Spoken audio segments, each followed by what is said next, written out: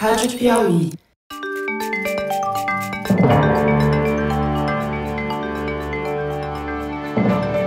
Opa, eu sou José Roberto de Toledo e este é o Luz no Fim da Quarentena, uma coprodução da revista Piauí com a Rádio Novelo.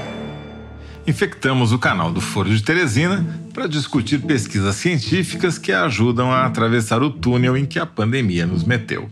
No episódio de hoje, Fernando Reinach resume o pouco que sabemos do muito que ainda há por descobrir sobre o SARS-CoV-2, a Covid-19 e a pandemia. Mais do que elencar aquilo que já foi respondido pelos cientistas, Reinach faz as perguntas mais importantes que ainda carecem de respostas, sem as quais fica difícil prever até onde vai esse bendito túnel.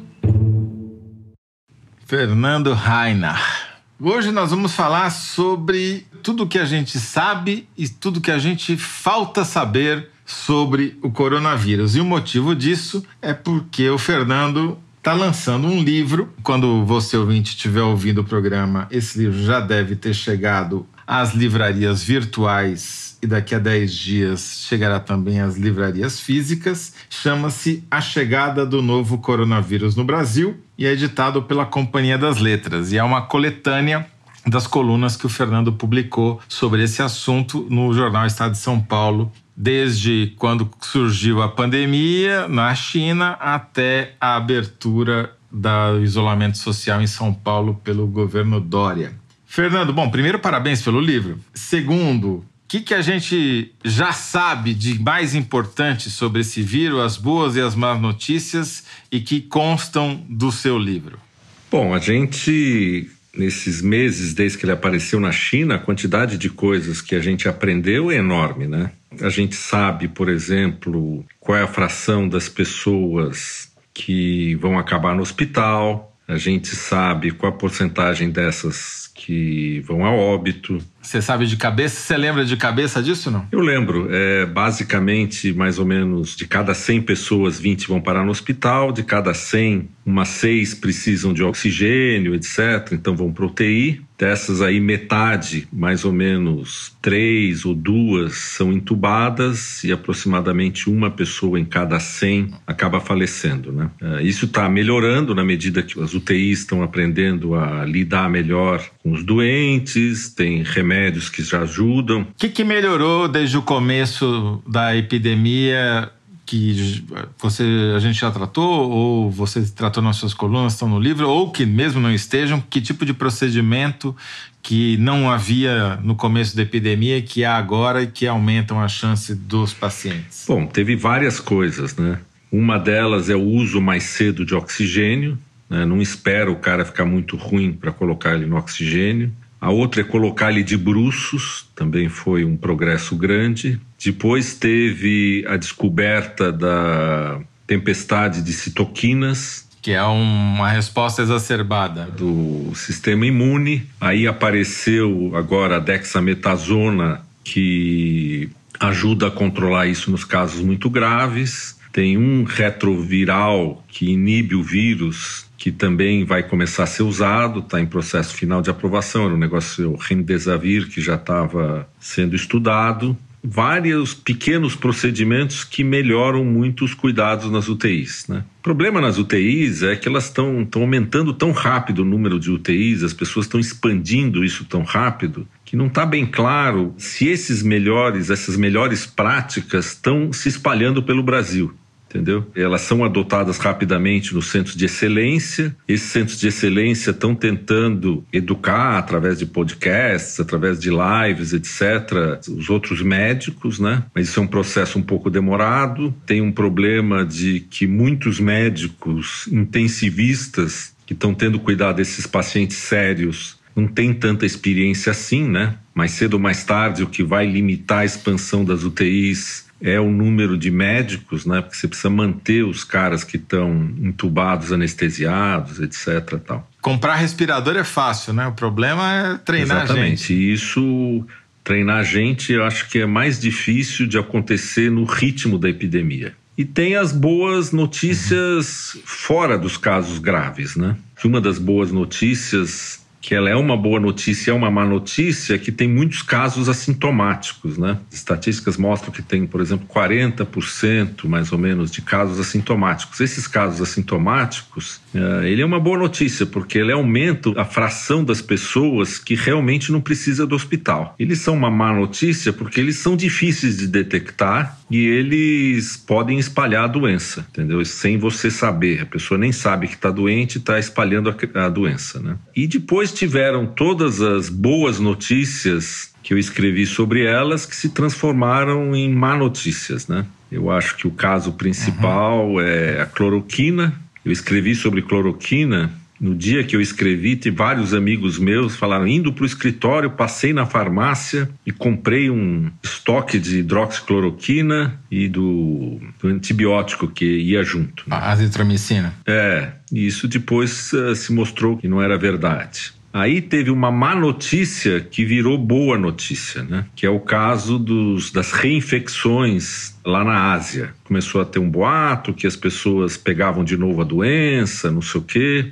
Isso nunca foi publicado, isso apareceu na imprensa, todo mundo ficou preocupado. Claramente isso, por enquanto, não é verdade, né? Não tem casos de reinfecção bem documentados. Então, provavelmente, você não se reinfecta logo que você se cura, né? Você escreveu várias vezes, e a gente até fez programa sobre isso, que foi uma boa notícia, foi a confirmação de vários estudos sucessivos, mostrando que as pessoas que se curavam criavam anticorpos e se tornavam, por algum tempo, que a gente não sabe quanto tempo imunes. Exatamente. Então, desde o começo a gente falou aqui que a gente não sabia nem o grau de proteção, nem o tempo que essa proteção duraria. Agora estão começando a aparecer uns estudos mostrando que o nível de anticorpos cai depois de alguns meses. Não está claro ainda se isso quer dizer que a pessoa perde essa imunidade, pode ser infectada ou não, isso não está claro, isso vai demorar para se saber, mas o fato é que até agora a regra é que se você pegou,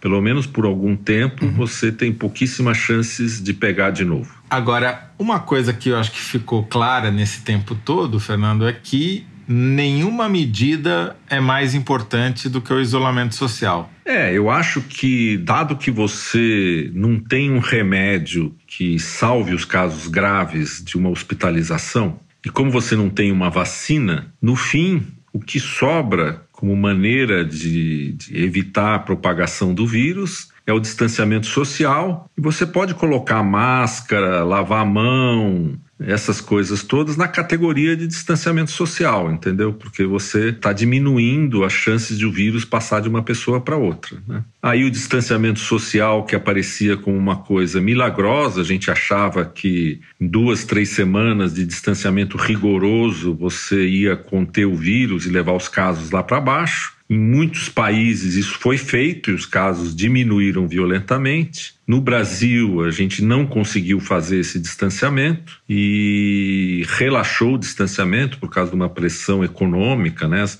pessoas precisam ganhar vida, etc. E o que está acontecendo agora, nas últimas semanas, é que os casos no Brasil voltaram a crescer de novo e os Estados Unidos, que abriram um pouco antes da gente, de maneira mais rápida, estão crescendo violentamente de novo. Outra coisa que se confirmou bastante nessas últimas semanas é que os países que abafaram bem o vírus, levaram os casos lá para baixo, tem uma dificuldade de manter eles lá embaixo, né? Porque você relaxa o distanciamento social, os surtos voltam. Na Alemanha teve um frigorífico que deu um surto enorme. No Brasil, as cidades que abriram estão começando a subir os casos. Até a Islândia teve uma recaída, né? Acho que uma coisa que ainda não mudou é que as pessoas ainda acham que o pico vai ser atingido por algum fenômeno natural, entendeu? Estamos chegando no pico, não estamos chegando no pico. Quando a discussão, na verdade, é o seguinte: o que nós estamos fazendo para ter alguma chance de chegar no pico e descer do outro lado? Se depender do vírus, os casos vão subir até infectar 70%, 80% das pessoas, né? Talvez não seja tão grande o número, talvez ainda não se sabe, talvez existam umas pessoas pessoas resistentes ao vírus, ninguém sabe se existem pessoas que são totalmente resistentes ao vírus. A gente citou o caso das crianças que tem metade da propensão a pegar a doença, né, a desenvolver, né, mas... É mais difícil delas pegarem, mas não quer dizer que elas não peguem. Ninguém sabe se não existe, sei lá, 5, 10% da população que não pega e pronto, né? Então o vírus só vai parar de crescer em duas condições. Ou quando você força ele a parar de crescer, e isso é ou vacina ou isolamento social, ou o vírus não tem mais quem pegar. E o que você vê no discurso muito dos governantes, etc., é que você está mais ou menos esperando o pico. E, na verdade, ele só virá se forem tomadas medidas, que em geral são penosas. Agora, olhando para o que aconteceu em algumas cidades brasileiras, como por exemplo Manaus, que teve um dos casos mais dramáticos, gente morrendo de todo jeito em casa, na rua, superlotação de hospitais, falta de UTIs, falta de respiradores, como aliás você previu que ia acontecer, e depois teve uma queda abrupta do número de casos. Ou seja, parece que sem fazer nada a doença transcorreu o seu curso natural. Mas será que mesmo lá os manauaras ainda estão sujeitos a uma segunda onda? Então, Manaus é um caso super interessante que devia ser estudado, né? Porque como a gente não sabe bem o número de casos que teve lá e qual a fração da população, os estudos sorológicos ainda não são muito precisos, tem duas maneiras de explicar o que aconteceu em Manaus. É que Manaus realmente atingiu a imunidade de rebanho, então daí não vai voltar tão cedo. Ou que apesar do governo não ter decretado muitas medidas, você teve um pânico na cidade que as pessoas se auto-isolaram. Então isso não vai dar para saber. A gente só vai saber daqui a um tempo quando relaxar as medidas em Manaus e ver o que acontece. Por enquanto, não tem nenhuma cidade onde você relaxou as medidas e o vírus não volta, né? E tem grupos de pessoas, né, onde uma fração enorme, 60%, 70% das pessoas foram contaminadas, o que indica que é possível chegar nesses números altíssimos de contaminação, né? O caso mais prosaico são os jogadores do Corinthians, né? 70% do time foi contaminado, né? Ou os cruzeiros, né? Os navios de cruzeiro. Navios de cruzeiro e navios do exército americano. Teve um que chegou a 60%, né? Agora, o que falta saber, Fernando? Quais são as perguntas que a ciência ainda não respondeu e que seriam mais importantes de serem respondidas mais rapidamente, afora, obviamente, se alguma das vacinas funciona? Eu acho que uma pergunta que vai ser muito importante para as vacinas é se a imunidade criada pelo vírus dura bem e realmente é muito forte. Porque se ela durar pouco ou ela não for muito forte, as chances de ter uma vacina que funcione diminui muito, fica muito mais difícil fazer uma vacina. Ou se ela for de pouca duração, você corre o risco de ter uma vacina que tem que ser reaplicada todo ano, por exemplo. Então entender a resposta imune das pessoas ao vírus e dos diferentes grupos, entendeu? Tudo isso é muito importante, né? Do ponto de vista de você chegar a uma imunidade de rebanho, a grande questão é que porcentagem da população precisa ser infectada para chegar na imunidade de rebanho. Essa é uma questão ainda em aberto, né? Falava assim 70%, caiu para 60%, alguns lugares falam em 40%. Ela depende de quão heterogênea é a população, a gente já sabe que ela é heterogênea, e depende de se existem ou não pessoas muito pouco suscetíveis, que funcionam como uma barreira, apesar de não terem sido infectadas. Do ponto de vista de você falar assim, quantas pessoas, se eu não fizer nada no Brasil e a coisa andar como está andando, qual é a fração da população do Brasil que vai pegar a doença e, portanto, saber qual é a fração que vai morrer? Isso depende de a gente saber quantas pessoas precisam ser infectadas, porque os casos no Brasil continuam a crescer sem nenhum sinal de que nós estamos chegando num pico, né?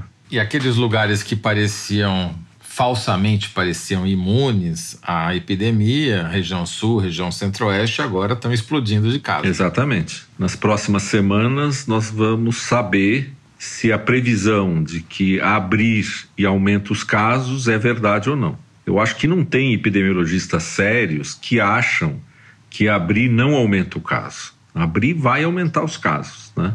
Nos países que abafaram até lá embaixo a epidemia, eles têm estratégia, eles têm contact tracing, eles têm várias estratégias de abrir, fechando e conter. Isso que eu acho que é uma questão que valia você falar, porque a gente tratou em 2 ou 3 programas, mas eu acho que é importante repetir que essa estratégia de rastrear os contatos, ela é uma estratégia que funciona. Tem exemplos no Brasil mesmo de que funciona. Florianópolis é um caso, Nova Zelândia é outro, Coreia do Sul é outro.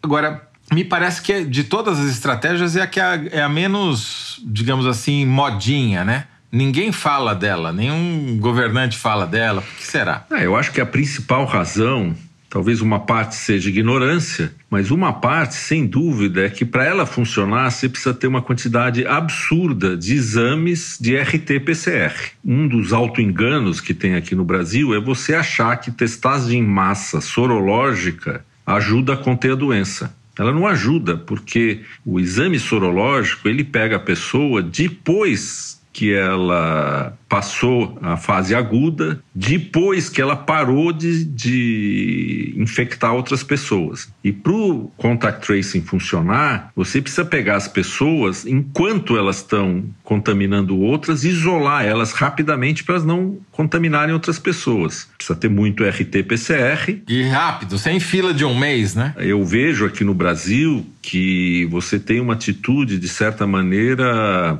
sei lá, podia chamar conformista, né? As pessoas falaram assim, olha, vai ter casos graves, vamos aumentar as UTIs, vamos fazer hospital, tal. E foi nessa linha que foi toda a atuação do governo, né? As coisas que eles fizeram. E teve muito poucas iniciativas, a não ser o distanciamento social, claro, no sentido de vamos montar uma estratégia para conter o vírus. Aqui, aparentemente, o governo já desistiu de aumentar significativamente os casos de RT-PCR. Porque o que eles estão fazendo é testando todo mundo que está sendo internado e todo mundo que morre. Quando o cara chega para ser internado, em geral ele já é IgG positivo. Quando ele morre, também em geral ele já é IgG positivo. Então você, entre aspas, quebra o galho com os testes sorológicos, né? Mas se você quer realmente conter a doença, você tem que fazer RT-PCR, né? O fato é que a minha sensação, quando a gente começou esse podcast aqui, que tinha uma luz no fim da quarentena. Se você imaginar que a quarentena é o tempo que a gente vai ter essa vida meio louca assim, a minha sensação atual é que a luz está mais distante, né? Porque os casos estão crescendo, alguma resolução no Brasil está mais distante do que estava na época que a gente começou a quarentena, né? Por incrível que pareça. Por incrível que pareça. Temos uma montanha para escalar pela frente. Exatamente. A gente começou os programas descrevendo a montanha que a gente ia subir e ia descer, e a gente chegou no primeiro platô da montanha, olhou para cima, tem mais para subir, continuamos subindo. Chega no outro platô, tem mais para subir. E a impressão é que nós estamos mais distantes do pico, né? Que a montanha era mais alta do que a gente previa. Ela cresce, né? Tem esse problema. Dr. Fernando Rainer, mais uma vez, muito obrigado, parabéns pelo livro, sucesso, e a gente volta logo, logo com mais um Luz no Fim da Quarentena, por mais distante que ela esteja. Falou, Toledo, não vamos desanimar. Um abraço. Este foi Fernando Rainer, professor titular de Bioquímica da Universidade de São Paulo e cientista residente do nosso podcast. O Luz no Fim da Quarentena é uma coprodução da revista Piauí com a Rádio Novelo. A coordenação e edição são da Paula Scarpim, da Evelyn Argenta e do Vitor Hugo Brandalize. A identidade sonora é da Mari Romano, quem finaliza o programa é o João Jabassi e a coordenação digital é da Kelly Moraes. Yasmin Santos e Emily Almeida fazem a distribuição nos tocadores e nas redes sociais. A identidade visual é da Paula Cardoso e o Motion Graphics é da Renata Buono. Eu sou José Roberto de Toledo. Até o próximo episódio. Tchau.